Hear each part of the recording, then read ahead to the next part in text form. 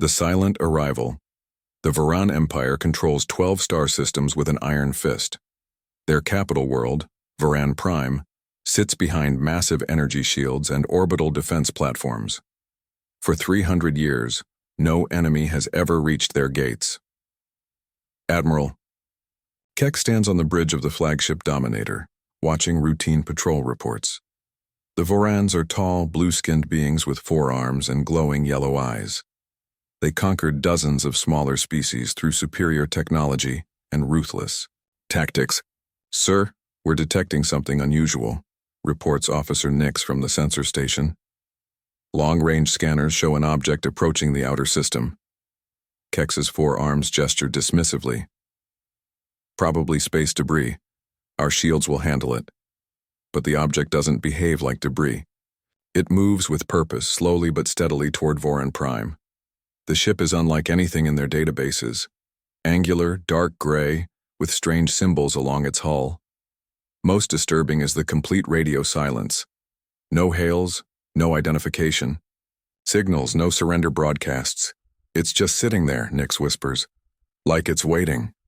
The mysterious vessel positions itself just outside the defense grid. It's massive, nearly twice the size of their largest battleship.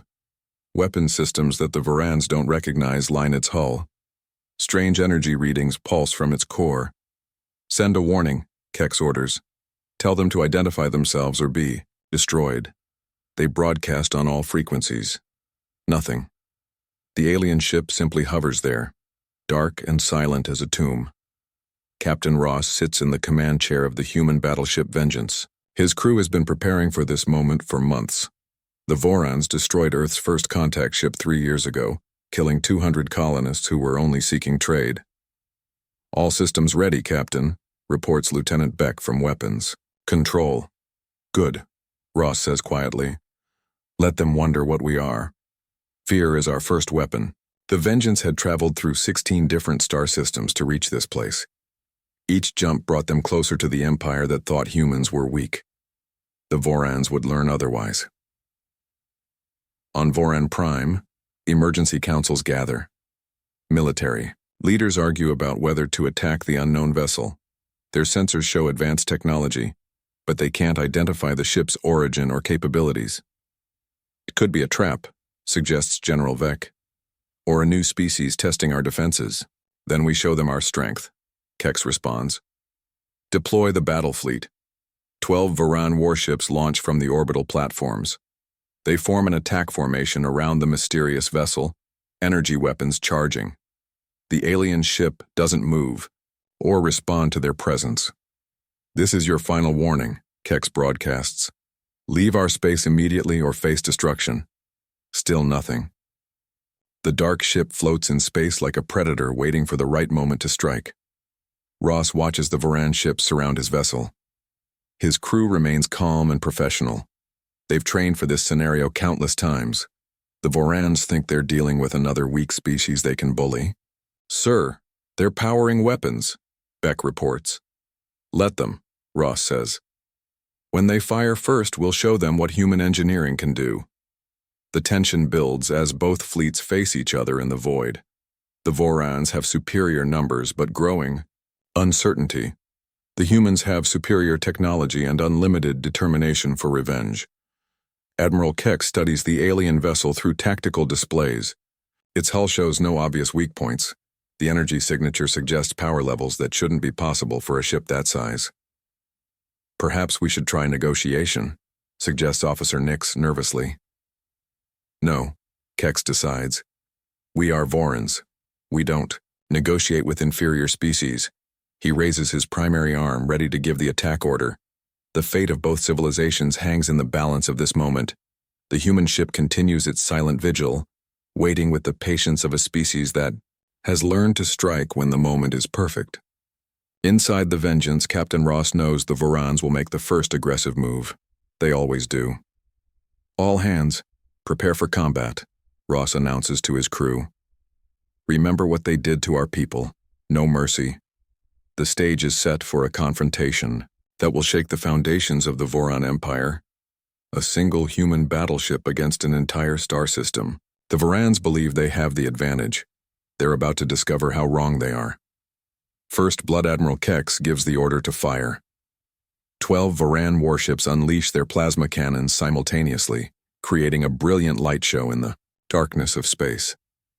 The energy beams strike the human vessel's shields, causing ripples of blue light across its hull. The Vengeance absorbs the assault without moving. Its shields hold perfectly, not even flickering under the combined firepower of the Voran fleet. Impossible, Kex breathes. Nothing can withstand that much firepower. On the human ship, alarms remain silent. The shield generators barely register the attack. Captain Ross studies the tactical display showing the Voran weapons' energy signatures. Their plasma technology is 3 generations behind ours, Lieutenant Beck observes. Should we respond, sir? Not yet, Ross replies. Let them empty their power reserves first. The Voran ships fire again, pouring everything they have into their target. Plasma bolts, particle beams, and quantum torpedoes streak through space. The human battleship takes it all without a single return shot. General Vec watches from the command center on Varan Prime. His confidence begins to crack as their most powerful weapons prove useless against the mysterious vessel. Sir, our ships are reporting critical power drain, reports a technician. They can't maintain this assault much longer. Then we use the orbital platforms, Vec decides. Bring the defense grid online. 6 massive weapon platforms surrounding Voran Prime rotate toward the intruder. Each one carries enough firepower to crack a moon in half.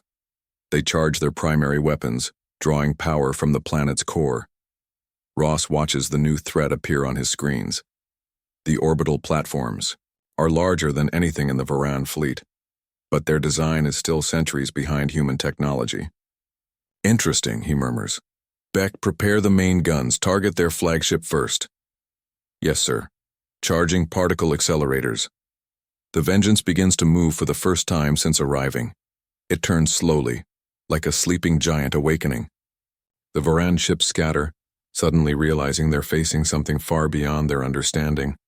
It's moving, Nix reports, his voice shaking. Energy readings are off the scale. Admiral Kex watches the alien vessel's weapon systems come online. Strange ports open along its hull, revealing technology that makes their own weapons look primitive. All ships evasive maneuvers, he orders. Prepare for the human ship fires once.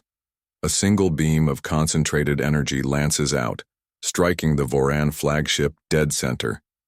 The Dominator explodes in a brilliant flash, vaporizing instantly.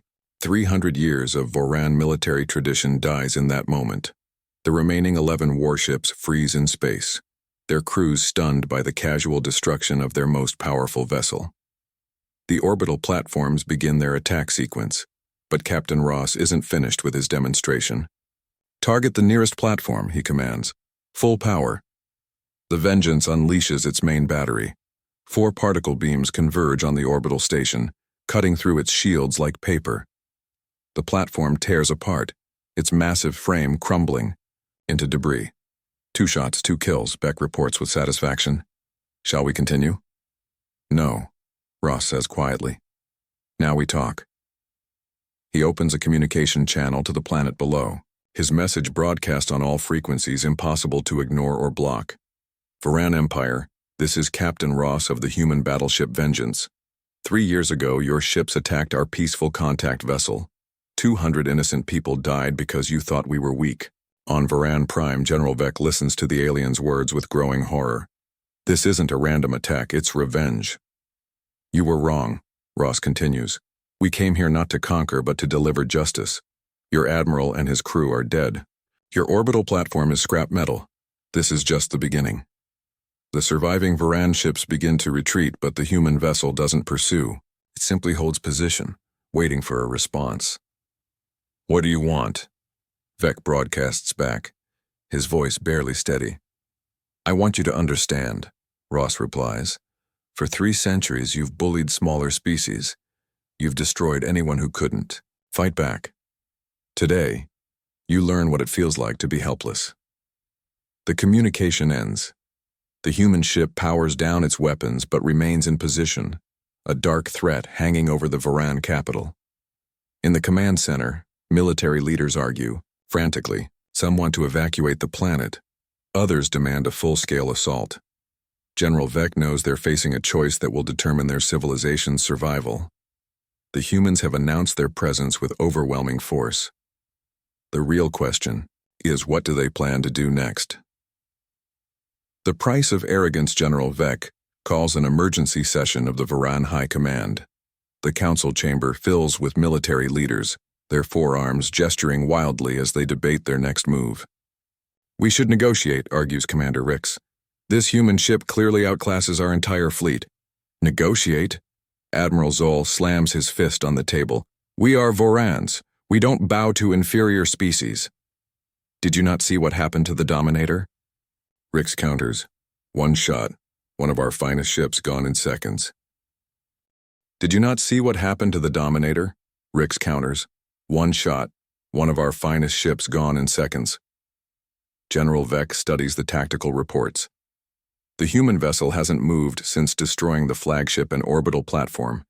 It simply waits like a predator watching wounded prey. "Sir, we're receiving another transmission," reports a communications officer. Captain Ross appears on their main screen. He looks human. 2 arms, brown hair, unremarkable features. But his eyes hold the cold determination of someone who has seen too much death. "General Vec," Ross begins, somehow knowing exactly who he's addressing. "I know you're debating whether to fight or flee. Let me save you some time." The human ship's weapon systems activate. Energy readings spike across every sensor on the planet. "You have 24 hours to make a choice," Ross continues. "Either you surrender the officers responsible for attacking our contact ship, or I will systematically destroy every military installation in your empire." "You're bluffing," Zoll interrupts. "One ship cannot threaten an entire empire." Ross smiles coldly. "Would you like a demonstration?" The Vengeance targets the second orbital platform. Its main guns charge with a sound that somehow carries through the vacuum of space.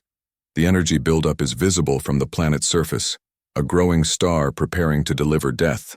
"Stop!" Vec shouts. We need time to consider your terms." "You have time," Ross replies. 23 hours and 57 minutes remaining. The transmission ends. The human ship's weapons power down, but everyone knows they can fire again at any moment. Lieutenant Beck approaches Captain Ross's command chair. "Sir, long-range sensors show Voran reinforcements approaching from 3 different systems. Estimated arrival in 18 hours. "How many ships?" Ross asks. 47 warships, including 3 dreadnoughts. Ross nods calmly. "Good. Let them come. The more ships we destroy here, the fewer innocent people they can hurt later." The captain had studied Voran military tactics during the long journey to their capital. They always responded to threats with overwhelming force. It was a predictable weakness he planned to exploit. On Voran Prime, General Vec reviews the files of the officers who attacked the human contact ship. Admiral Kex was already dead, vaporized with his flagship, but 3 other commanders had participated in the assault. "They want us to hand over our own people," Zoll protests. "It's unthinkable." "What's unthinkable is the destruction of our entire civilization," Vec responds. "This human clearly has the power to carry out his threats." "Then we fight," Zoll declares. "Better to die with honor than live in shame." "Honor?" Commander Rix laughs bitterly. "Where was our honor when we slaughtered peaceful colonists? This is justice, not conquest." The debate continues for hours while the human ship maintains its silent vigil. Ross uses the time to study the approaching reinforcements. The Voran dreadnoughts are impressive by local standards, but they still rely on the same outdated technology as the rest of their fleet. "Sir," Beck reports, "I'm detecting energy signatures from the planet's surface. They're powering up ground-based weapons." "Planetary defense cannons," Ross observes. Typical Voran thinking. They believe quantity can overcome quality. The captain opens another communication channel. This time, he addresses the entire Voran population, not just their military leaders. "People of Voran Prime," he begins, "your leaders are preparing to sacrifice your lives for their pride. They would rather see your cities burn then admit they were wrong to attack innocent humans. Riots begin almost immediately. Civilian populations storm government buildings, demanding answers. The Voran military finds itself fighting on two fronts, against the human threat above and civil unrest below. You have 12 hours remaining, Ross announces. Choose wisely. General Vec watches his empire tear itself apart. 3 centuries of military dominance are crumbling because of one human ship and one determined captain. The Vorans had always believed their technology and tactics were superior. They were learning the hard way that humans had a different definition of warfare, one based on psychological pressure, strategic patience, and overwhelming technological advantage. The countdown continues. The reinforcements approach, and Captain Ross prepares to teach the Voran Empire a lesson they will never forget. The Reckoning. The Voran reinforcement fleet arrives in a spectacular display of military might. 47 warships drop out of hyperspace in perfect formation, their hulls gleaming with fresh armor plating. 3 massive dreadnoughts lead the formation, each one the size of a small city. Admiral Tor commands the relief fleet from the bridge of the dreadnought destroyer. His reputation for ruthless tactics has made him a legend throughout the Empire. He studies the lone human vessel with contempt. That's what has our people terrified? He asks his officers. One outdated ship? Sir, it destroyed the Dominator with a single shot. His tactical officer reminds him nervously. Kex was weak, Tor dismisses. I am not. The Admiral opens a channel to the human ship. Alien vessel, you are surrounded and outgunned. Surrender immediately or be destroyed. Captain Ross watches the new arrivals on his tactical display. The Voran dreadnoughts are larger than anything he's faced before, but size doesn't guarantee victory. Human engineering focuses on efficiency and power, not intimidation. Lieutenant Beck, full weapons analysis on those dreadnoughts, he orders. Already done, sir. Same plasma technology as their smaller ships, just scaled up. Heavy armor, but no energy shielding worth mentioning. Ross nods. The Vorans still don't understand the technological gap they're facing. Their confidence would be their downfall. Admiral Tor, Ross responds to the Voran's demands. You have 5 minutes to withdraw your fleet. This is your only warning. Tor's yellow eyes flash with anger. You dare threaten me? I have destroyed entire star systems. I know. Ross replies quietly. That's why you're going to die. The human captain cuts the communication and turns to his crew. All hands battle stations, time to show them what happens when you attack peaceful humans. The Vengeance powers up its full weapon array. Energy readings spike beyond anything the Vorans have ever recorded. The ship's hull begins to glow with barely contained power. Sir, that's impossible, Tor's tactical officer stammers. No ship can generate that much energy. It's a trick, Tor insists. All ships attack formation, prepare to fire on my command. The Voran fleet spreads out in a classic assault pattern. The dreadnoughts move to the center while smaller ships flank the human vessel. It's a formation that has won countless battles against inferior enemies. But humans aren't inferior, they're just different. Ross targets the lead dreadnought with his main battery. The Vengeance fires 4 concentrated particle beams simultaneously. The energy bolts strike the Voran flagship's armor, burning through 3 meters of reinforced plating in seconds. The destroyer doesn't explode, it simply ceases to exist. The molecular bonds holding the ship together break down under the assault, reducing the massive vessel to expanding gas and debris. Admiral Tor dies without understanding what killed him. The remaining Voran ships hesitate, their crews stunned by the casual destruction of their most powerful vessel. The human ship rotates slowly, targeting the second dreadnought. All ships evasive maneuvers, shouts the surviving senior admiral. Scatter formation. But the Vorans are too slow. Human weapons track faster than their ships can maneuver. The second dreadnought vanishes in another flash of destructive energy. Panic spreads through the Voran fleet. Ships break formation, some trying to flee while others attack desperately. The Vengeance methodically destroys each vessel that opens fire, its weapons never missing their targets. On Varan Prime, General Vec watches his Empire's finest fleet get dismantled by a single enemy ship. The tactical display shows Varan vessels disappearing one by one, each death representing hundreds of trained warriors.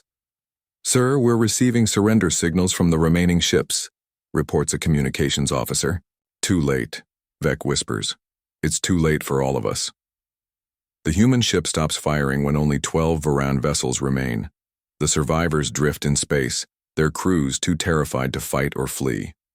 Captain Ross opens a communication channel to the planet below. "General Vec, I've destroyed 35 military vessels in the past hour. Your reinforcements are gone. Your orbital defenses are gone. Your confidence should be gone too." The Voran leader appears on screen, his forearms trembling with rage and fear. "What do you want from us?" "Justice," and Ross replies simply. "Hand over the 3 remaining officers who attacked our contact ship, and this ends. Refuse, and I will reduce your military to scrap metal. And if we comply, then you live to rebuild your empire. But remember this day. Remember what happens. When you attack innocent humans, we don't forget, we don't forgive, but we can show mercy to those who show wisdom." General Vec stares at the human captain, finally understanding the choice before him. Pride or survival, honor or existence. The decision would define the future of the Voran Empire. The new order, General Vec stands in the empty council chamber, his forearms hanging at his sides. The surviving members of the High Command have fled or gone into hiding. The weight of an entire civilization's future rests on his shoulders. "Sir," his aide approaches nervously. "The 3 commanders you requested are here." The officers who participated in the attack on the human contact ship enter the chamber. Commanders Dex, Yol, and Cav, once proud warriors, now facing judgment for their actions. "You know why you're here," Vec tells them. The human demands justice for the unprovoked attack on their peaceful vessel. "We were following orders," Dex protests. "Standard protocol for unknown ships." "Standard protocol," Vec repeats bitterly. "Our standard protocol has brought death to our doorstep." Captain Ross waits patiently aboard the Vengeance. His ship floats amid the debris of the Voran fleet, a dark monument to human determination. Lieutenant Beck approaches with the latest reports. "Sir, long-range sensors show more Voran fleets mobilizing in distant systems. They're planning a massive counterattack." "How many ships?" Ross asks. "Over 200 vessels, including their remaining dreadnoughts. They're gathering everything they have." Ross nods calmly. "Then we'll destroy everything they have. Send a message to Earth Command. Request the 2nd Battle Group's immediate deployment." The lieutenant's eyes widen. "Sir, that's 12 battleships." "The Vorans need to understand that mercy has limits," Ross explains. "We offered them a chance for peace. If they choose war, instead we'll give them a war they'll never forget." On Varan Prime, General Vec makes his decision. He activates the planetary communication system, broadcasting to every citizen in the Empire. "People of Voran," he begins, his voice heavy with defeat. "For 3 centuries we have ruled through strength and fear. We believed ourselves superior to all other species. Today, we learned the price of that arrogance." Riots continue in the streets below, but his words carry over the chaos. "I am surrendering the 3 officers responsible for the unprovoked attack on the human contact vessel. This is not cowardice. This is wisdom." The 3 commanders step forward, their heads held high despite their fate. They understand that their sacrifice might save billions of Voran lives. "You condemn us to save face," Commander Dex says bitterly. "I condemn you to save our species," Vec replies. "The humans have shown us power beyond our understanding. We can learn from this, or we can die from our pride." Captain Ross receives the transmission showing the 3 Voran officers being transferred to a shuttle. They will face trial on Earth for the murder of 200 colonists. Justice, at last. "Sir, what about the mobilizing fleets?" Beck asks. "Send them this message," Ross decides. "Any Voran military vessel that approaches human space will be destroyed without warning. They have 48 hours to stand down." The message reaches every Voran commander in the Empire. Some comply immediately, powering down their ships and returning to port. Others refuse, choosing death over dishonor. The second battle group arrives 3 days later. 12 human battleships drop out of hyperspace in perfect formation, their hulls gleaming with advanced armor and weapons. The sight breaks what remains of Varan resistance. Fleet Admiral Chen commands the battle group from the flagship Justice. Her reputation for tactical brilliance is matched only by her dedication to protecting human colonies. "Captain Ross," she signals. "Excellent work. The Senate has authorized full diplomatic relations with the Voran Empire, assuming they're willing to negotiate." "I believe they are now, Admiral," Ross responds. "Nothing like overwhelming force to encourage reasonable conversation." General Vec meets with the human ambassadors on a neutral space station. The negotiations are tense but productive. The Varans agree to pay reparations for the colonists' deaths, establish trade agreements, and most importantly, reform their military policies. No more unprovoked attacks on unknown vessels, the human ambassador states firmly. "Your shoot-first doctrine ends today." "Agreed," Vec replies. "We have learned that the galaxy is larger than we assumed, and that there are species far more dangerous than we imagined. The Voran Empire survives, but it is forever changed. Their military is reduced, their territory monitored, their aggression curtailed. They become a cautionary tale told throughout the galaxy." Captain Ross returns to Earth as a hero, but he takes no joy in the victory. 200 innocent people are still dead. The Vorans have learned their lesson, but the price of teaching it was higher than anyone wanted to pay. In the end, the message is clear.